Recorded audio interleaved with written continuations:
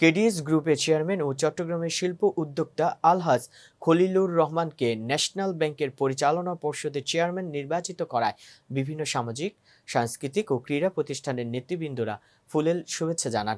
এ সময় উপস্থিত ছিলেন পটিয়া পৌরসভার মেয়র আলহাজ আয়ুব বাবুল, আল আরাফা ইসলামী ব্যাংকের পরিচালক আহমেদুল হক, পটিয়া চেয়ারম্যান সমিতির সভাপতি আলহাজ আবুল কাশেম, কেন্দ্রীয় মেম্বার সমিতির সাধারণ সম্পাদক আলহাজ হাশিম মেম্বার, কুসুমপুরা ইউনিয়ন পরিষদের প্যানেল চেয়ারম্যান পুরস্কৃত সমাজকর্মী শওকত মেম্বার, খুলশী ক্লাবের নেতৃবৃন্দ, এভিটাউসের প্রতিষ্ঠাতা ইদ্রিস অপু ও সভাপতি হাশিম বাহাদুর, বুড়াপুকুর জামে মসজিদের সাধারণ সম্পাদক ইউসুফ খান, আবু ফারুকি, আলহাজ ইলিয়াস জসিম, ইমরান খান।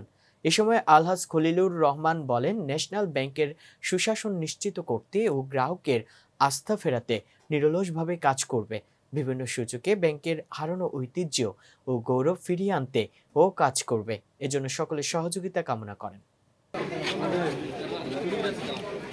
দর্শক, ভিডিওটি ভালো লেগে থাকলে অবশ্যই লাইক, কমেন্ট, শেয়ার করে কাজী টিভি নিউজ 24 এর সাথেই থাকুন এবং সবার আগে সকল খবর পেতে ভিজিট করুন www.kazitv news24.com।